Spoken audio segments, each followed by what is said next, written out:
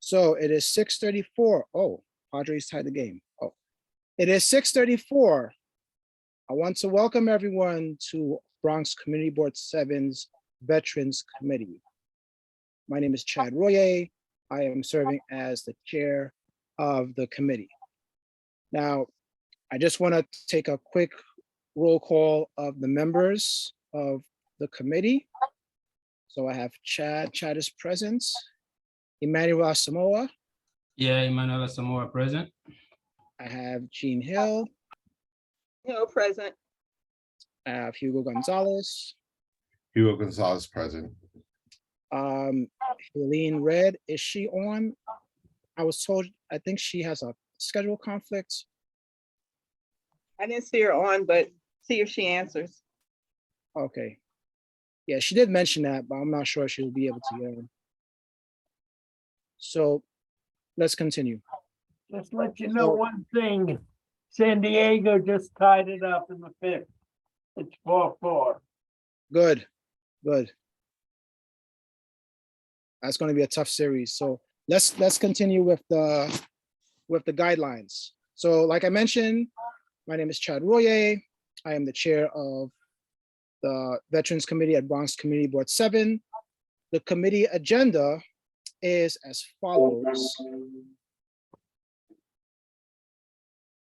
We have updates from Fordham Village, updates from Kings Ridge Terrace, Woodlawn Cemetery flagging, discussion of the Bronx Victory Memorial, information on the PACT Act, and we're going to discuss the 2023 capital and expense report for inclusion of next year. So as we move on to the guidelines. Pardon me, I'm multitasking. So on September 22nd, Mayor Adams has issued an executive order 210 extending the state emergency through October 22nd. Accordingly, boards are able to continue to act under the state of emergency section of the video conferencing law, chapter 56 of the laws of 2022, part WW. This allows the board to continue remotely. Minutes and video recording will be made available on our website. If you are calling into the meeting on the conference, controls while joining from landline or cell by calling dial-up number. To hear all available commands, enter ** on your phone. *6 to mute or unmute, *9 to virtually raise your hand. How we run this meeting is as follows. Here's our code of conduct. Bronx Community Board 7 has the right to remove and or ask a member of the public to leave a meeting or block participation of anyone who engages in inappropriate conduct, including but not limited to obscene or offensive images or language, personal attacks, threats, or any other behavior that reasonably impedes the orderly administration of the meeting. Repeated offenses will be reviewed by the board's executive committee or any other assigned committee for a ban. The amount of time to be objectively determined by the above committees of the participants in the event of repeated disruptive behavior. If in-person outbursts or attacks continue, this will be considered disturbing the peace and authorities shall be summoned.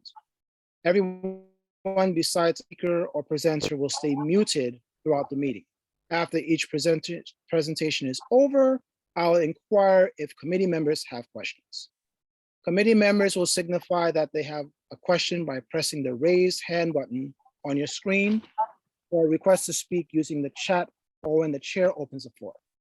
Members of the public who have joined through the online link will be able to ask questions and make a brief statement on the item after each presentation and after the committee has had an opportunity to ask clarifying questions by pressing the raise hand button on your screen or request to speak through the chat when the chair opens the floor.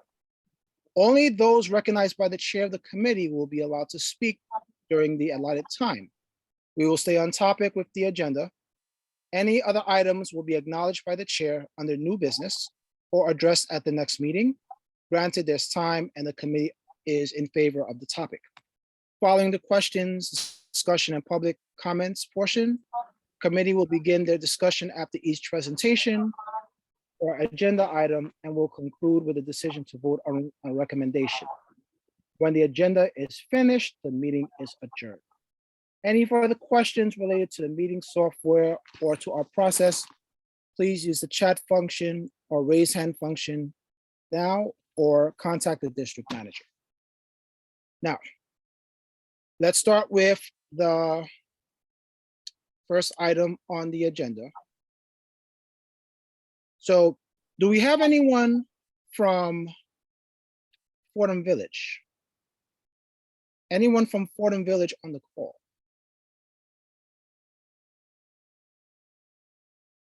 Anyone?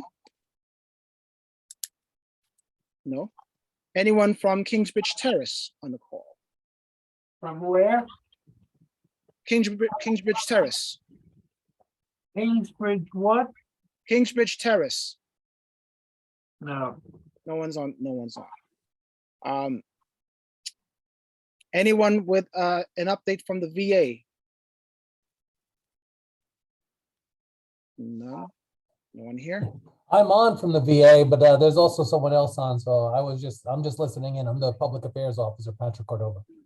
Oh, all right. Welcome. Thank you for joining us today. Thank you for having me. Yes.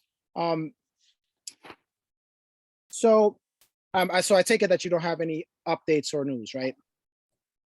Nothing really from my end. Tomorrow we have a bunch of things going on. We're celebrating Navy Day, so it's technically it's in between. We're celebrating it in between Navy Day and the Navy's birthday, but we didn't want to have events all coinciding. So we're holding ours tomorrow at 8 a.m. until 10. We're having a grand opening, or grand reopening, as opposed of our spinal cord injury and disorder wing. It's newly renovated, newly modernized wing that has 24 inpatient beds for people who have suffered from some sort of spinal damage, veterans who have suffered from either damage or disorder. And that's going to happen around 10 o'clock tomorrow. So we're kind of excited about that. But aside from that, we're just celebrating various months and weeks every week here at the hospital, whether it's Mental Illness Awareness Week, National Depression Screening Day, Emergency Nurses Week. This week right now, we're celebrating the Healthcare Quality Week and Pharmacy Week. So we're doing lots of things. We're acknowledging our people, and of course, anyone else in that field who happen to be here, and of course, people in the community. We appreciate everything that you guys do to keep us running and to keep the veterans all safe. So that's all I've got. Got you. Well, I do thank you for that. And thank you for the hard work that you're putting in. So next on the agenda, we have Woodlawn Cemetery flagging. So I have reached out in an effort to get any details on whether we will be able, we as a committee or we as civilians will be able to participate in a flagging event at the Woodlawn Cemetery. The last time that we actually partook in that was in May of this year, where we visited the gravesite and we put some brand new flags on some of the grave sites of some of the fallen veterans. In fact, one of our attendees who was in the audience, or two of them actually, AJ and Hugo, were there this past May. It was hot, there was a lot of mosquitoes, but it was definitely worth the trip. So I am hoping that if we're able to get any information from the Woodlawn Cemetery, they could take it back to us and we can open it up to any committee members or volunteers or community at large who may want to participate in the month of November or maybe December, depending on the availability. Board members, anyone have any objection to participating and getting a few folks from the community to take part if Woodlawn Cemetery gives us the green light. Jean, Emmanuel, Hugo, No objection. Achad, no objection. no objection? Okay, so hopefully we get some info. If we're able to get something by tomorrow, we could bring it to the executive and then we can inform the whole board. That's it for that portion. Questions, comments, anyone?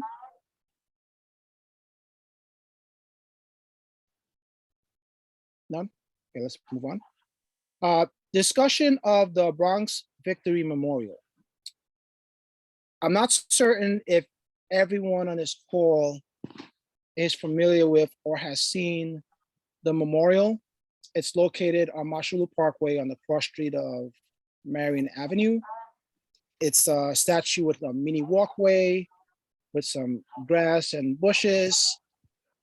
There's a sign next to it that identifies what it is.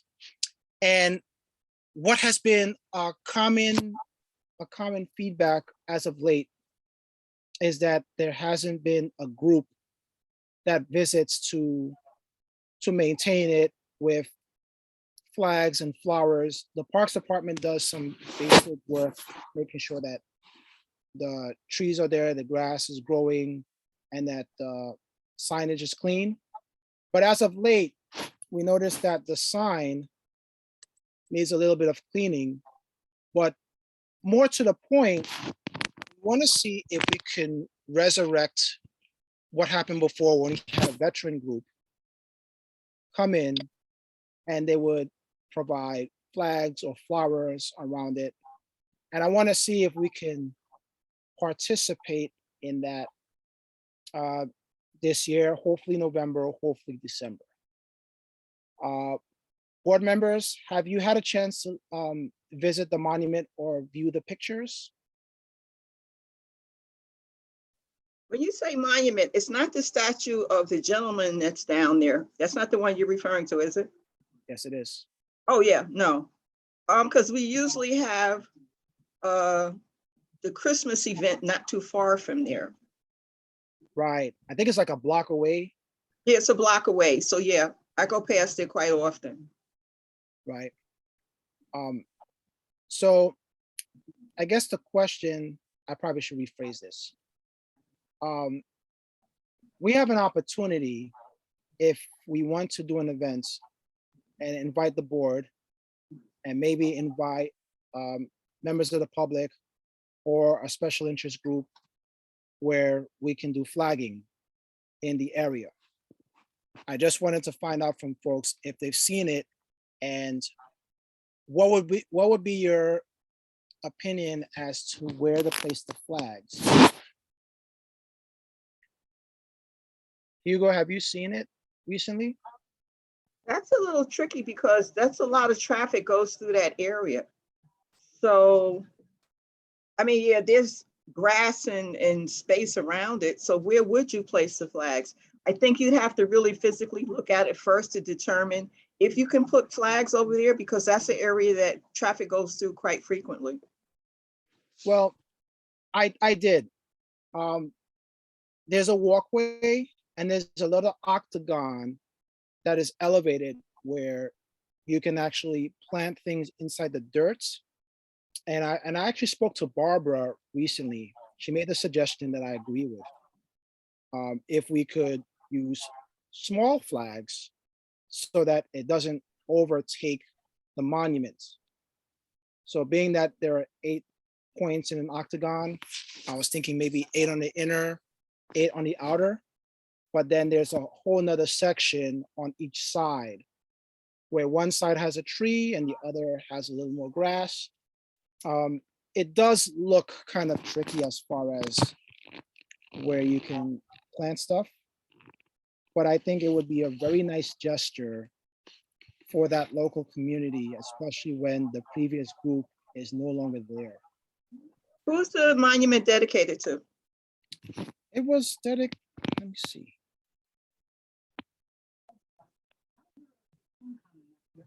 I'm trying to go back to the picture that I took.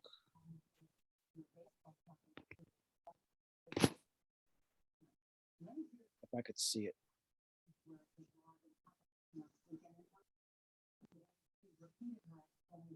I During think World AJ War- answered it in the chat. What's that? AJ provided the answer in the chat. World Quote, War I, I believe. yeah, Scott Fitzgerald. Yeah. See, I took a picture of the sign, but the sign is not legible.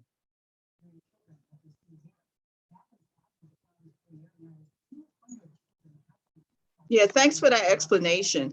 I think we need to first let people or remind people exactly what the dedication is for before we do the flagging. Okay.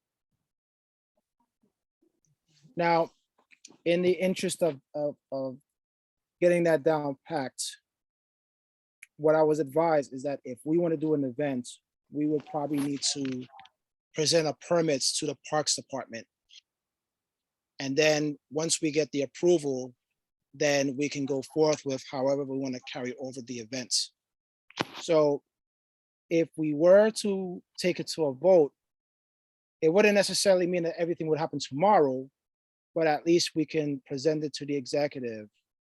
And if we get the green light, we can possibly go forth.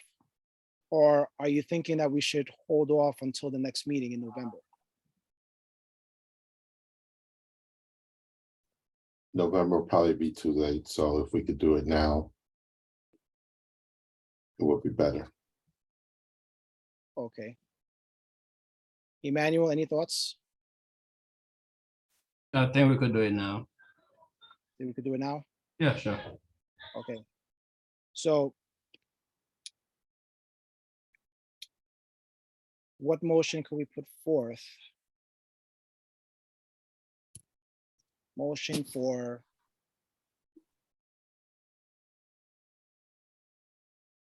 an event or a flagging event to take place with board members present. How would I phrase that, Gene?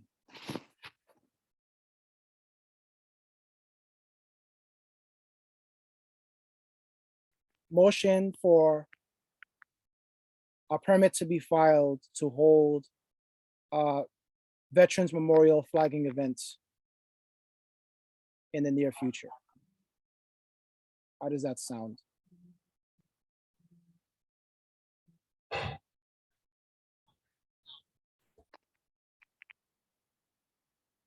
Sounds okay to me. Sounds okay? Who would be providing the flags? We will have to look at what the cost is and reach out to our budget section of our board. I know I did a random search at Target. I saw the little flags were as little as $1. A pack of 10 to 12, like $9.99. I don't think we need a whole bunch. The expense should probably be a lot less than $100. Pennies, if you ask me. But for a simple flagging event, that would probably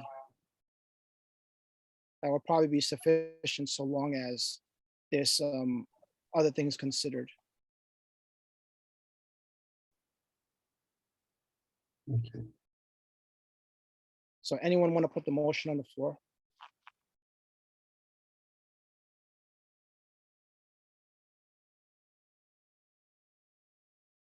Right, let's see if I remembered it correctly, or more or less. Like to motion that like to place a motion that we look into setting up an event at the Bronx Victory Memorial on Mashua Parkway to do a flagging event there. We have to file the permit. We have to file the permit with the Parks Department. So, Motion to request the permit to do so. okay, motion on the floor is for a permit to be filed to do a flagging event at the memorial. Can I have a second? I second it, but do we ask for the permits as a committee, or does that come out of the office? the way it was presented to me is that if we set the motion and we get the board support, then the office will file the permit on behalf of the board. Okay. So That's we how that just, was presented to we me. put forth the motion and then they'll actually get the permit. Right. Okay. Yeah, And- so then I and- second into the motion too. I second Hugo's motion. Second it? Okay. No objections? No objection, but how is the wording like? How is the, The wording for the motion? how Just to is the seek, wording? yeah. Hugo, can you Motion. yeah, can Hugo clarify it or just make it? Motion to seek permit or motion to seek representation? Motion for a permit to be filed with Parks Department May I say something? To do a For- flagging event, for At the flagging memorial? events yeah. And you have to put the name of the memorial in at, and specify the correct address of it. I'm not sure if it has an address, but it's at Well, say Marion Avenue. You said Marion Avenue before? the intersection, Intersection of Marion Avenue and Mashula Parkway. right? At Mashulu Victory Memorial, I think it's Mashulu Victory Memorial. No, my mistake. Bronx Victory Memorial. Oh, is it the World War I Bronze Victory Memorial? At Bronx Victory Memorial Okay. at Mashulu and Marion.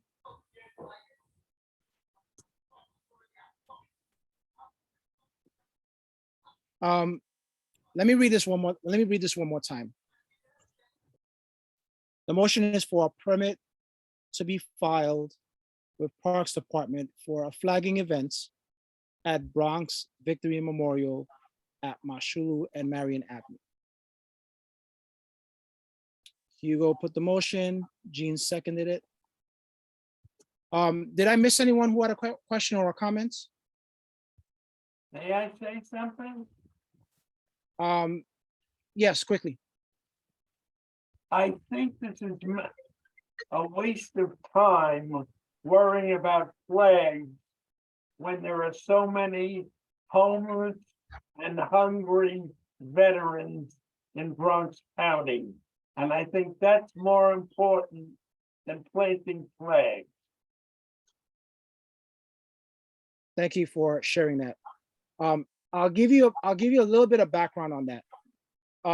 Members of the community had brought it to our attention because there used to be a group that was responsible for the flagging. And out of respect for the constituents who had asked for it, I wanted to at least give them an opportunity to do so. This does not preclude the other issues and challenges that we have. In fact, we do have a presentation on the subject matter where some folks have expressed interest in. I do thank you for your comments on that. And I'm going to also give you the opportunity if you have another subject to bring up after the agenda, if that's all right. Thank you, Mr. Kaplan. So back to the vote. All in favor? Yeah, Aye. Aye. Okay. Motion carries. So we'll take it back to the executive for some additional feedback. Let's go to the next agenda topic.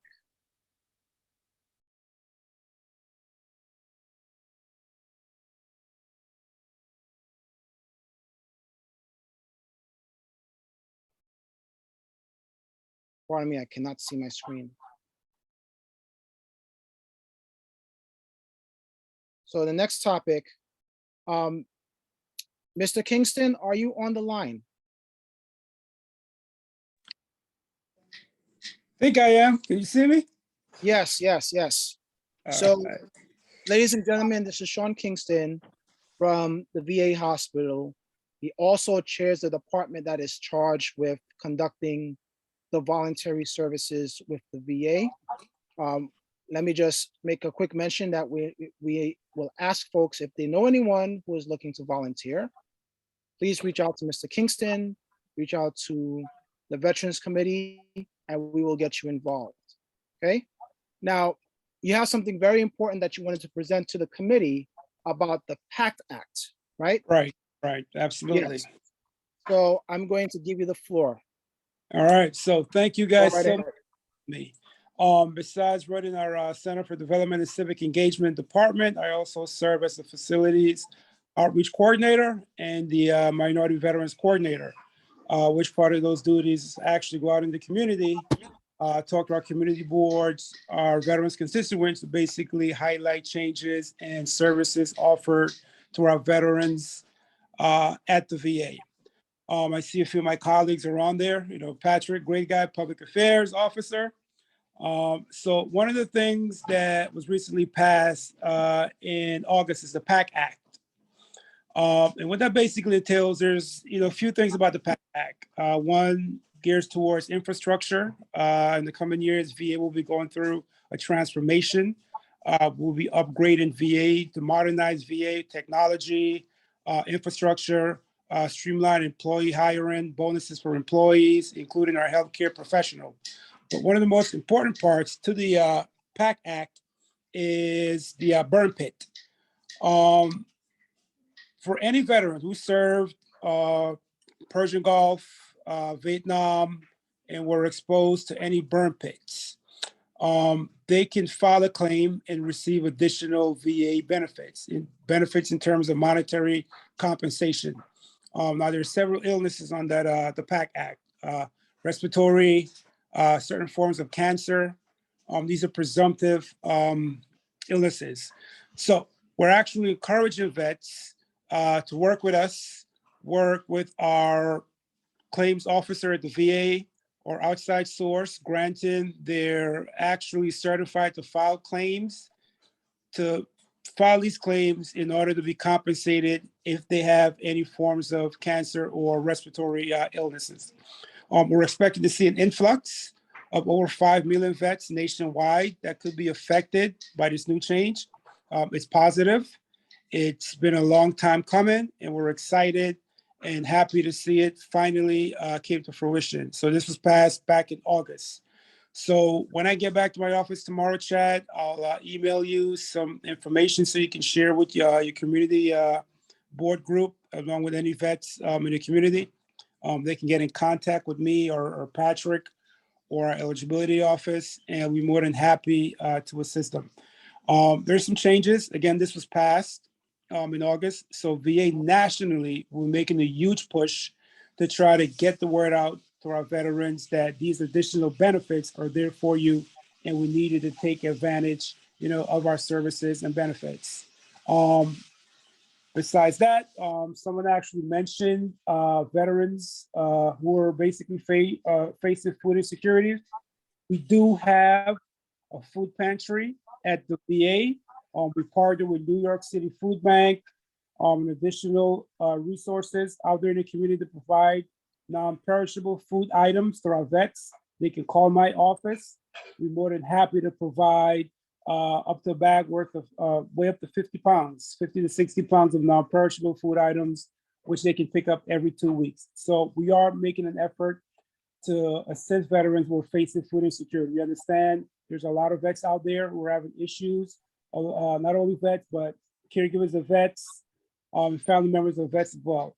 So they can call us. We're more than happy providing additional food assistance that we can for our veterans. So if you can get the word out, we do have a flyer, which I'll pass on to you, Chad. As you can see, I'm not in my office. I'm actually home. That's why I was kind of late signing in, but we'll get that information out to you guys. Again, the PACT Act, it's huge. Like I said, I'll definitely pass on some information so you can share with your group. And if you know of any vets that need additional services and benefits, they can get in contact with myself or anyone from the VA, including Patrick, our public affairs officer. Got you. Quick question before I lose my train of thought. I know we have some veterans in our community that may have some challenges with mobility, maybe they're quarantining, or they may, let's say, they don't have the benefit of an honorary discharge. Do we have a way that we can help out some of our vets, where we can bring over the food resources to their building? Do we have something? like this? Yeah, well, as of now, I don't have the resources to do home deliveries. If one of the community board members or a family member of vet or a friend of a vet can actually pick those food bags up, I'm more than happy to assist in that manner. I'm actually working on bringing on new volunteers with driver's license to actually try to make some home deliveries. We do have our HUD-VAG department, which is our social work, but this is specifically for our HUD-VAG vets that make a delivery to those vets. But additional vets, I'm actually working on allocating a vehicle and bringing on volunteers to actually try to make those deliveries to those vets in need. Got you. Because I want to segue real quick. Mr. Kaplan, I wanted to ask you this question. In where you reside right now at Kate houses, there's a veteran population that gets care over there, right? Yeah. I'm just curious, from your purview, do you think it would be a good idea if we were able to organize something where food can be brought over to the folks at Kate? They don't need it at Kate. We get fed here. At Okay. Kate House, we have 3 meals a day. It's part of your rent package. Sean is aware of this. How are you, Mr. Kaplan? Sean Kingston, and I have to say one thing. Sean Kingston has been great for us.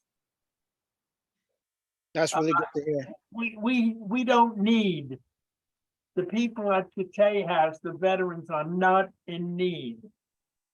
We're across the street from the VA hospital. The men go over, the women, we have a couple of women veterans, and we have about 10, 12 men, and we go across and get our medical care, which is terrific that we're getting over there. We have no complaints. My question is, can we reach out to something like the 70% of the veterans who are not associated with the VA, who are out there, many of whom need help, and we don't know who they are, and we have to find out and reach out to them. And perhaps the people in the community board can look around themselves and see if there are any veterans who are not affiliated, get us their names, and perhaps we can, quote, recruit them to become affiliated with the VA so that they can become eligible and aware of the services that are available to them. And I think that is the most important thing that we can do. I agree with you wholeheartedly, 120%. You know, as the facilities outreach coordinator, my goal is to actually go out there and work with groups like yours, other community boards, the borough president office we work with, DVS, Department of Veteran Services we work with, folks in Westchester, Yonkers, Mount Vernon, you name it, we have a foot, but there's a lot more that needs to be done. I'm actually working and trying to put forth, Patrick and I, a marketing plan. Hopefully, if it gets approved, we'll be able to do some ads, television ads, radio ads, to try to get the word out to our veterans. So we are making a try to make that happen. And I do thank you for your concern, Mr. Kaplan. It's always a pleasure to see you, sir. Pardon me? I said, it's always a pleasure to see you. Oh, well, we don't even talk about that. Yeah, and thank you, Mr. Kaplan, for your feedback. I wanted to ask you while you were on the line. So thank you for that. Whatever. So Sean, you can continue. All right. So, you know, again, November is actually Veterans Month. So the entire month is actually considered Veterans Month. So here at the VA, or my VA facility, that is, We have a robust program planned for our vets as we thank our vets for their service, including Veterans Day. We have a luncheon. We have a visit from the New York Giants. We have activities for our CLC patients. We have entertainment. But we're reminded that every day is Veterans Day, not only the entire month of November, November 11th.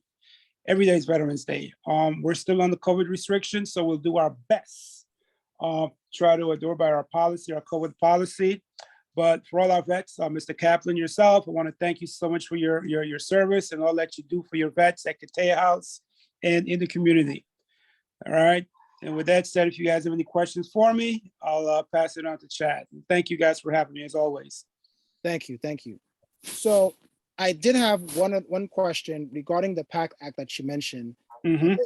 There's a provision that addresses folks who are victim of the burn pits. Mhm.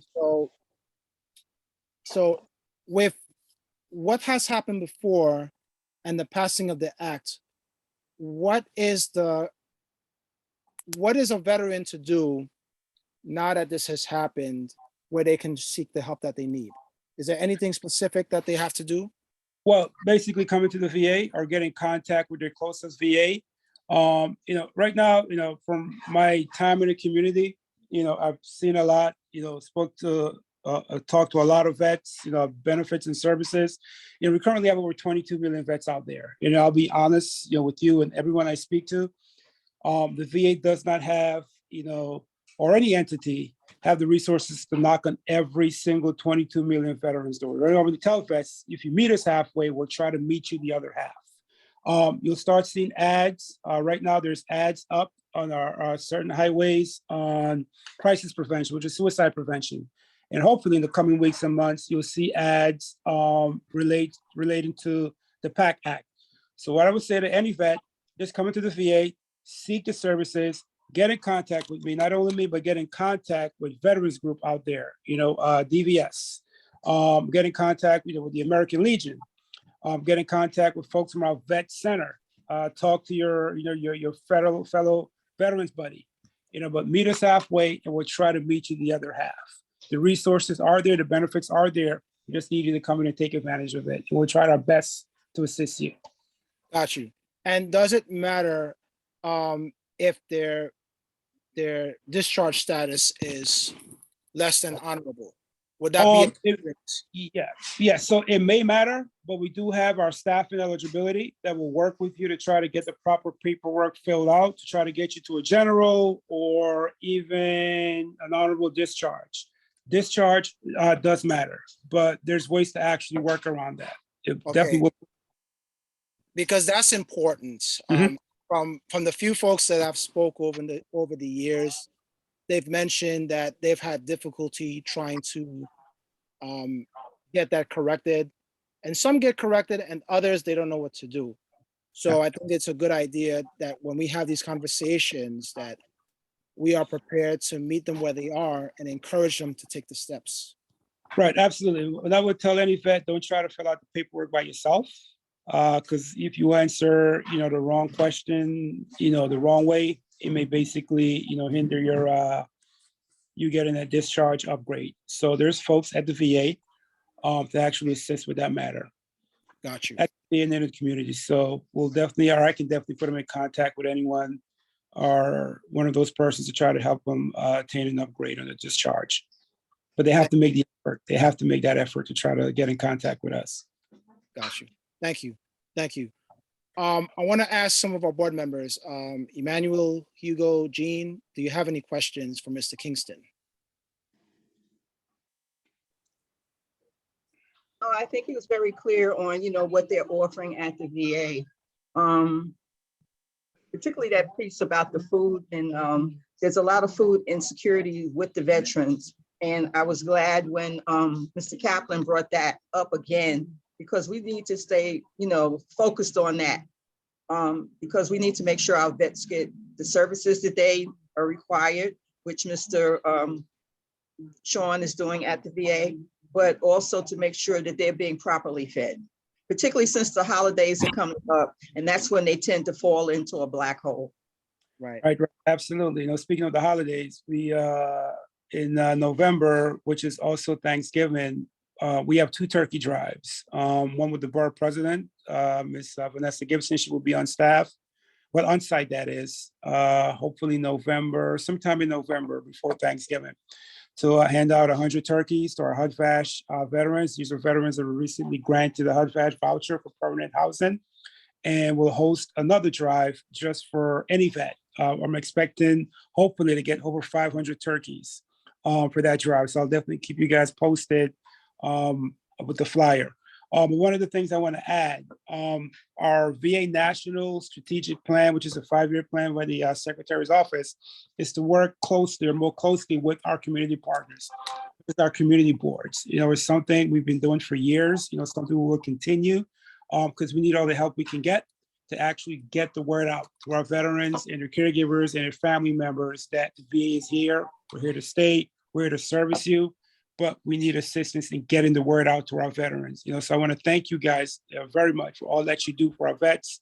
You know, it can be daunting at time, but you know, you guys are passionate. You know, you're mobilized, and you know, I'm always happy to come on site or on your Zoom call to basically give you any updates on the services that we offer to our veterans. So thank you guys so much for all that you do for our veterans. It's really appreciated. Thank you. Any other questions by board members?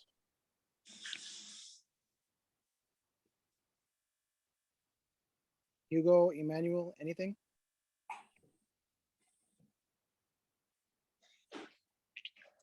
Okay. Chad, you can hear me? Yes. Hi, Helene. How are you? I was able to pop in on my way home, okay? Got you. Thank you. Welcome. All right. Hugo, you had your hand up? No, Okay. Any other board members who have questions? Victor, you have a question or comments?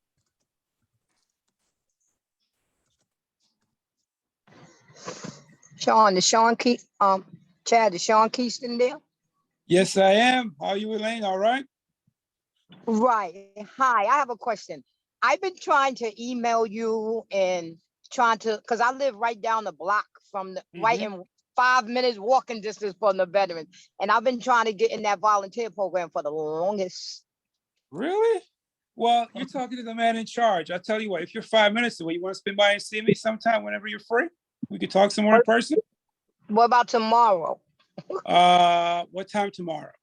Whatever time you say, I'm good. All right, let's do about 12 o'clock, 12 p.m. That'll work for you? Okay, but where do I go? All right, I'm on the 4th floor. Okay. 4B47. Okay, B47, got you. Thank you. All right, you can't miss this. It's a voluntary service, all right? All right, I'll be there. Thank you. Okay. I'm still here, Chad. Okay, got you. Any other questions from anyone else? Anyone have any questions or comments?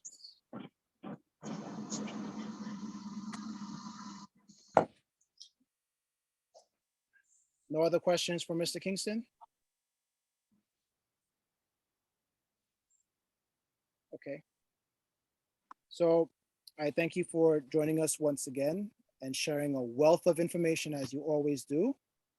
And as soon as that flyer is ready for the volunteers, let us know. We'll broadcast it. This will be Chad, can I ask him a question? Shoot, go ahead. Real quick.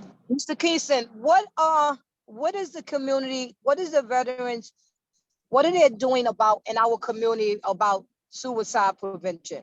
Because I just jumped into the meeting. I'm on my way home, so my name is Helene. I'm the vice chair of the veterans community, and I'm trying to find out in our area, the University Heights area, what are they doing for the veterans awareness about suicide and the suicide prevention? Absolutely. So we do have a robust crisis prevention team at the VA. One of my colleagues, Mr. Ronald Downs, is in charge of basically community solutions to prevent suicide preventions among our veterans. It's one of the top priorities for VA. We started our fiscal year October 1st. So crisis prevention is one of our top top priorities. There's a over $30 million budget allocated to outreach, billboards and flyers, informing community engagement partners to try to prevent suicide. Any vet that commits suicide is bad. You know, the numbers 2 years ago is, I think, 22 vets a day committed suicide. Now I think it's down to about 20, which is still high. You know, it's still relatively high, but we do have a team. We do have our crisis prevention hotline. Anyone can call. VA, non-VA caregivers, family members of vets, and we highly recommend. We have 24-hour intake at our VA. We recently passed the Mission Act a few years ago, so if a vet can't get care at the VA for any mental health issues, they can go outside to any facility, get transported to the VA for the care they need. But we do have a robust program, and when you come in tomorrow, I'll pass on additional information for you to look at as well. Okay. Yes, I'm gonna have a host of questions. All right, Absolutely. thank you. That's what we're here for. Hopefully, I'll be able to answer your questions. Thank you. Thank you. So, and again, I want to thank you, Mr. Kingston, for always coming through with the information that we need. Absolutely. Thank you guys for having me as always. Sure, thank you, no doubt. So the last agenda topic that we have is the capital and expense budget for 2023. So for folks who may not know, the community board, one of the tasks that it has is to put forth capital and expense items to be considered by agencies and electeds to fund so that certain things get built or repaired, some services get rendered, or certain things get funded. And one of the things that we put on our capital and expense budget for last year was for funding for Union Community Health Center to get additional funding to fund its mobile dental services that they provide. I want to ask the folks, the board members on right now, including you, Victor, can you think of any other budget requests that we can consider adding to the capital and expense budget?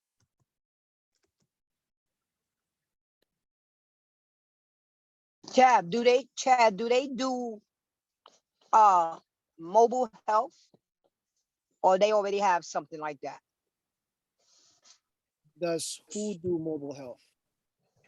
Would the community board put that inside their expenses?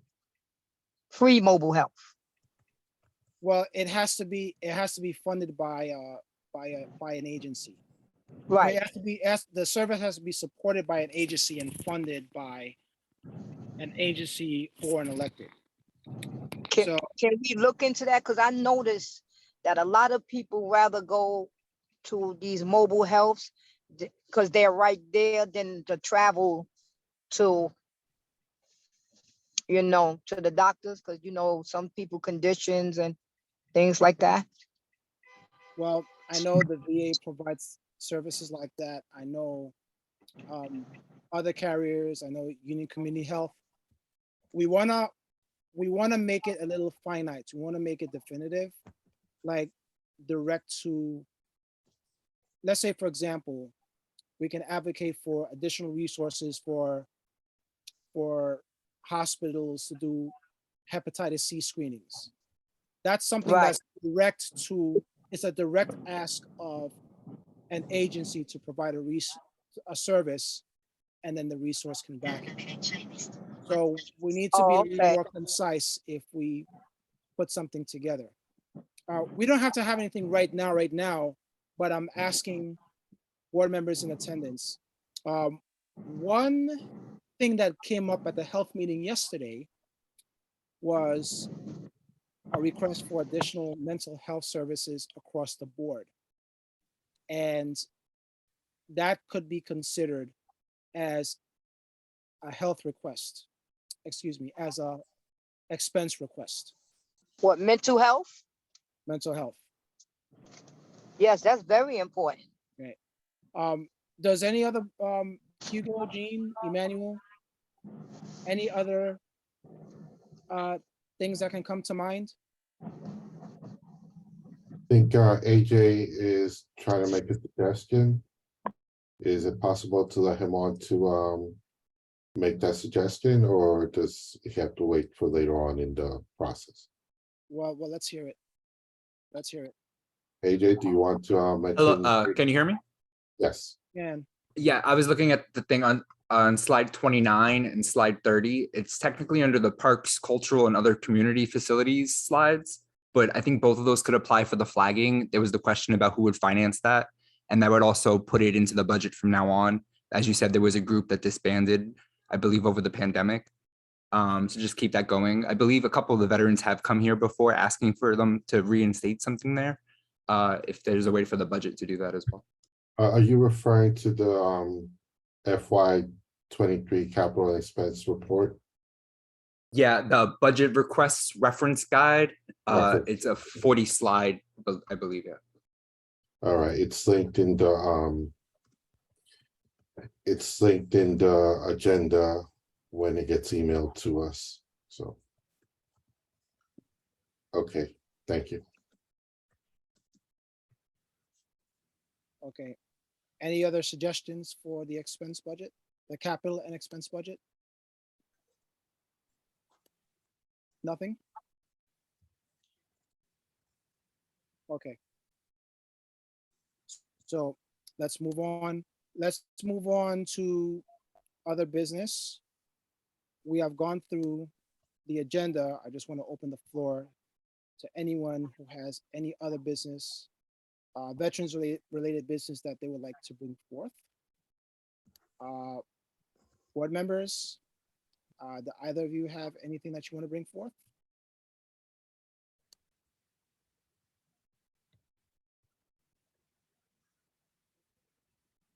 Amjad, is your hand up? Yes, it is. Good Oh, evening, yeah. everyone. Good evening. I put my contact information in the chat. I just wanted to let you know my office, the Bronx Neighborhood Health Action Center, part of Department of Health and Mental Hygiene, located at 1826 Arthur Avenue. We do have space available for community meetings, workshops, and trainings, and it's all free. So I wanted to let you guys know about that. Plus, we have updated program calendars to let you know about all our services and offerings, including free PPE supplies that is available to the whole community Monday through Friday from 10 a.m. to 3:30 p.m. Okay, where people can come in and get it for themselves, their families, etc. In addition, we have a monkeypox clinic, vaccination clinic, that's at our facility that's also open, and it's open Monday through Friday. And we also have a Saturday time slot for the monkey clinic where people can come in, walk in and get their vaccination. So if you want to receive the program calendar, I have them in English and Spanish, in addition to information on monkeypox, etc. Please feel free to reach out to me via email or phone, preferably through email if you have a specific request. And we also are currently doing some tabling for any events on health and wellness for the veteran community, as well as for the general population. So we are available for that as well. Just wanted to let you guys know. Thank you so much. And I yield the floor. Thank you. Thank you, Amjad. Thank you. Anyone else that wants to bring forth any business or question or concern?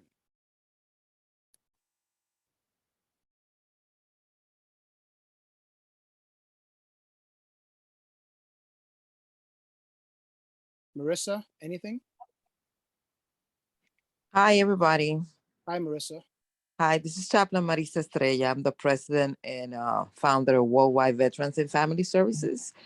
We're going to have an event on October 27 at Lehman College from 6 to 9. So it's a free event. I'm going to send the flyer, and it's for the veterans. The other thing is we partnered with the Bronx VA Hospital with Sean regarding donating food, donating clothes, donating anything that we receive only for the veterans. So if any veterans they're looking for apartments, we refer them to some of the brokers and some of the landlords that we know. So my number is 646-600-1848, and we are located in 2501 Grand Concourse, room 333, third floor, Bronx, New York, 10468, inside CUNY Lehman College. So if anyone need help, they can reach me over there. Thank you. Thank you, Marissa. Is it possible at all that you can place that in the chat? And also, do you have a Yes. flyer that you can share in the chat? Yes, I will. Thank you. Um, and I probably should ask you this question. Would it be possible for you to come in the next month and you can elaborate more on the services that you provide? You mentioned something that has piqued my interest. Many of us who have been with us for some time, we always hear about the challenges with veterans um, getting out of homelessness or dealing with challenges with their landlords. And we want to be a little more diligent in trying to see how we can help those folks and those who are displaced. We would definitely seek your insight on how we can move forward in helping such individuals as well. Okay, I don't have no problem. You let me know. When is the next meeting that you have? The next meeting is tentatively November 16th, but that might change. Okay, That might no change. problem. In fact, thank you. You actually bring something important. Board members, does anyone have a suggestion on changing the meeting dates earlier than the 16th? The following week is approaching, I want to say it's approaching the Thanksgiving holidays. And I just wanted to find out if anyone would be open-minded to moving it as early as the 1st or any other day. Is that November 16th? It's tentatively November 16th.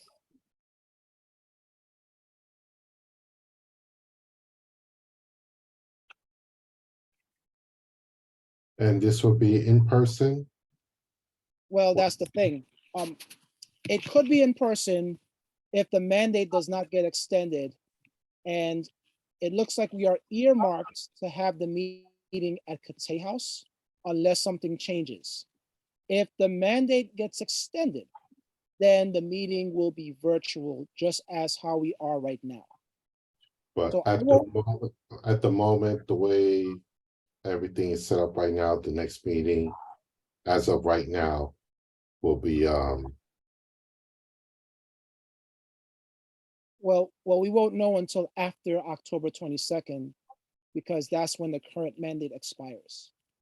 So once we get that information, we could try to share it to some of the other folks as well.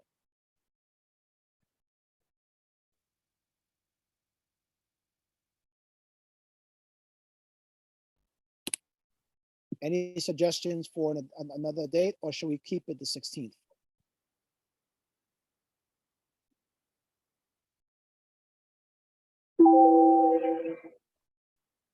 I probably should add, if we keep it the 16th, the proposal is to move the general meeting to the 15th. So our meeting will be one day after the general meeting.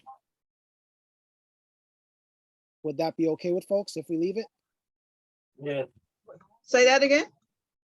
So the proposal presented to me was to have the general meeting on the 15th, which is usually a week earlier than normal. Is this because of the holiday?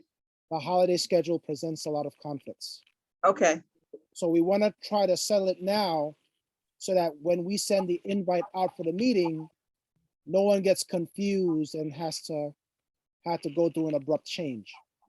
okay. So that's why I'm asking folks. So the executive would be earmarked for the 14th. The executive, the general would be the 15th, and ours would be the 16th if we don't change anything. Okay, is there any other open slots in the November calendar? So far, November 1st. Okay, so, And that is what, it's a 19th? so our meeting would be the 16th, the general would be the 15th. The Is that executive. what you're saying? Right, and the executive would be the 14th.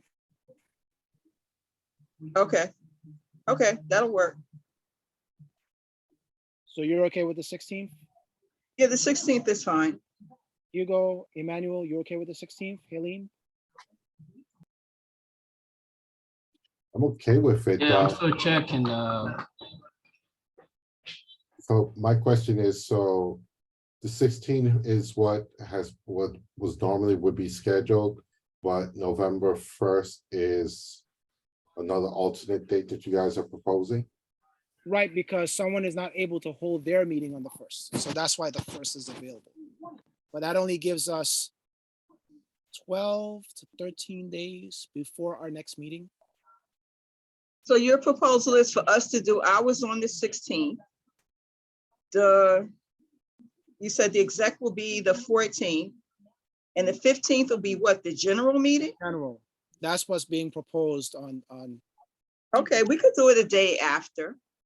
Okay, I mean, as far as I'm concerned, if the guys have no problem with it, and Helene, you have no problem with that? I think we lost her. Lane is off. Yeah. Yeah, the only difference would be the minutes will be due in December, but we will conduct the business as usual. So if that's Yeah, that'll fine, and then you do the minutes in this December, like you said. okay, sounds good. Sounds good. Mr. Kaplan, you had a question. Yes, I don't have a question. I have an announcement. Sure. Just realized there are apartments available at Catay House, which should be of particular interest to veterans because it's independent senior living. And it includes activities and a dining room with 3 meals a day. And we're directly across the street from the James J. Peters VA Hospital, which makes it very convenient. So if you know of any veterans who are seeking an apartment, independent senior living with meals, with activities across the street from the VA, the telephone number is 718-410-1450 or catayhouse.com for further information. I'm writing this down. Is there a contact person that we asked for? Ask for Lillian Negroni. She's the director of marketing. Negron or Magrone? Lillian Negroni, N for Nancy, E for easy, G for George, R for Roger, O for oboe, N for Nancy, I for item. Lillian Negroni. Okay, got you. I'm glad you shared that with us. Thank you for that. I have a few folks that I know of who I can share this information with. If the opportunity presents itself, they can fill the application. In fact, I'm going to. Just call Lillian and take it from there. Got you, got you. What she'll do is arrange for a guided tour, and then you worry about applications afterwards. Okay, that works, that works. So I'm gonna type it in the chat really quickly. And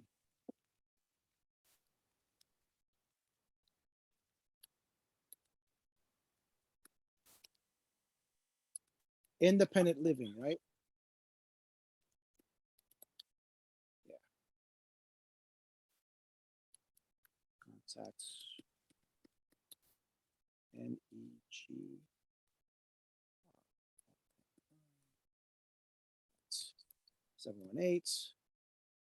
718-410-1450.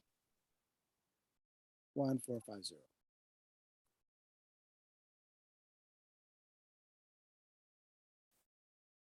Okay, so I placed it in the chat for folks to copy and take note of.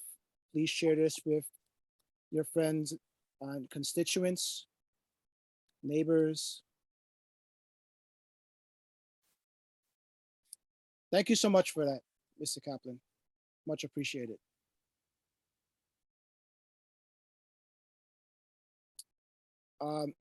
David Rosas, thank you for joining us. You have any updates for us? Hi, sorry I came late. No, well, basically what I had talked to you about, so I don't want to open up something since it's towards the end, but I don't know if you talked about it for Kingsridge Heights in the Jericho project there, the vets home there. I know, No, we did not. I didn't have okay, anyone from their presents. You have an update for okay. us? No, I hadn't, I haven't got any updates. I mean, basically for everyone, I had talked to Chad about the green roof and any kind of way that we can maybe support, because it's really sad that it's not really a vibrant space that it should be. But anyways, maybe we could talk more about it next time. But I do not have any updates. I can maybe swing by there. I do have some appointments at the VA, but I didn't know if you had talked about it. That's what I wanted to kind of find out if there was anything new on your side, because you said you had talked to the TA over there some time ago.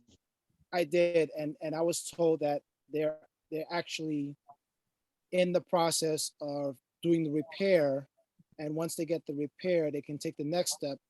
But he has to speak to one of the coordinators in order to divulge further. But I have yet to get a further update from that last conversation, and I did try to make that Gotcha. reach. So it's possible that, I actually have another reason to stop by Kingsbridge Terrace, where we can reach out to the folks and see if they are in need of anything. So we might be able to raise that question once Sure. we get there. Because I know some of the members who live in that building, they are affected by the roof problem not being fixed as it is. Right, and that's like I had told you when I went by there, I was just trying to look at the green space because I was curious about it, and didn't really realize that, oh, by the way, that was the actual problem that made all the the leaks and stuff. So the manager who took me around just to kind of, like I said, I had told you I was just kind of in the area. I was curious about the green space. So yeah, it's like two different situations related to the same, where there is a green space that could be utilized better for the veterans, and then of course the fact that that space had caused the problems, with the roof and getting the leaks in there. So yeah, so I guess it'd be good to go over there maybe to kind of see what's going on. Got you. Well, thank you for that. Thank you for that. And the other thing too, I Yes. overheard talk about the World War I monument, excuse me, and the flags. And I told you that that we wanted to provide some of the flags and a wreath if that's something that as far as Friends of Mishula Parkland, they would provide if we wanted to do that. So Friends of Mashalu Parkland, would they be able to provide the flags at zero cost to the They say, board? yeah, I'm talking to Elizabeth Quaranta. She said she would donate some of the flags and wreath. So, pretty much the flags and whatever else we would decide to put over there. Well, that would be wonderful. You don't happen to Yeah. know what size flags you guys would have, right? No, I think she was looking at getting whatever ones that we would want to get, whatever size. I think So the I small could ones would. I think the small ones would work best. got it. Yeah. Yeah, I'm pretty sure it's just a matter of us getting it, but we would definitely donate it. That would be wonderful. And if we are at all able to get this off the ground, this would be an opportunity to engage the neighborhood at large that, you know, we do have a veteran presence in our community. Let's do a better job in taking care of them. If we know someone who served in the military, let's reach out, ask if they're okay, find out what they need, and ask, do they know anyone else who needs help? Right? Yeah, Okay. And most you know, definitely. We can. so Amjad, you had a question.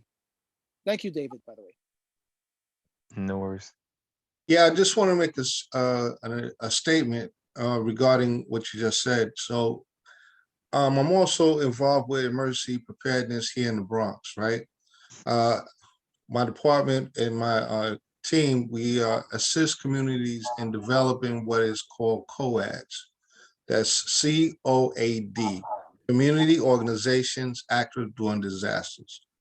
And basically what it means is, you know, we help people learn basic skill sets on emergency preparedness for themselves, their family, and how to, you know, learn about what resources in the community and work together with for-profit, nonprofit organizations, tenant associations, faith-based community, etc., where you come together and learn and work together about how do you bounce back and be more resilient in case there's a blackout, a snowstorm, a flooding from a tornado, etc. So within that training and education, we talk about developing a call tree.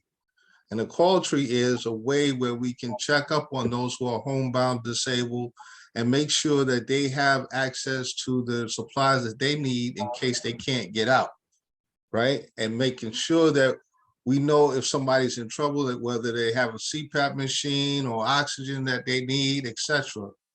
Developing a call tree is something that we can assist with, in addition to learning how to use emergency communications during disasters, i.e. radios, okay? And that's something we can have a conversation on, but I wanted to let everyone know that this service is available, is free from my office, and we can set up to do trainings and learn more about it via Zoom if you can't make it, or do in-person presentations. So I just wanted to share that with you all. Thank you. Thank you. So you bring up an interesting idea.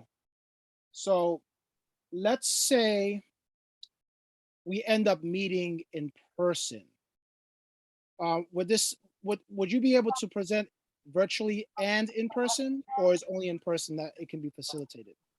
No, if you set up, you know, at your location where you can have it both, then that's something that we can talk about. And it's the first presentation will be an introduction to what is resiliency and how we, each and every one of us, need to think differently, how we see ourselves in the community, what support systems that we have personally for ourselves in case of emergency, and if we have gaps in our emergency plan, how to develop emergency plan, first of all, for yourself and your loved ones. And if you have gaps in it, how do you fill the gaps, right? And to put together a go bag and things of this nature. And a lot of it does not have to break your pocket. It's things that you can already get that's affordable, and you don't have to get everything all at once. But the main thing is that you understand the plan, create a plan, and engage in it, right? And work with like-minded folk so that we can, stay resilient, because if something happens, it takes the city maybe 2 weeks to 3 to 4 months where they can get to an affected area in the outer boroughs.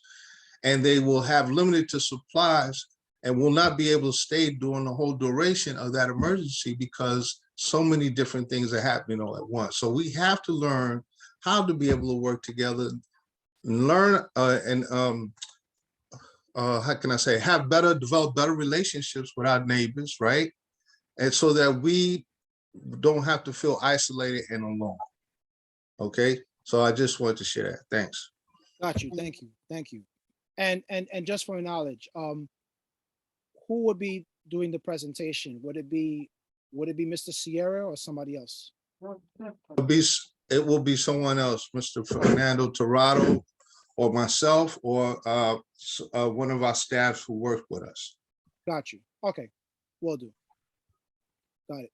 Thank you. Any other comments from anyone?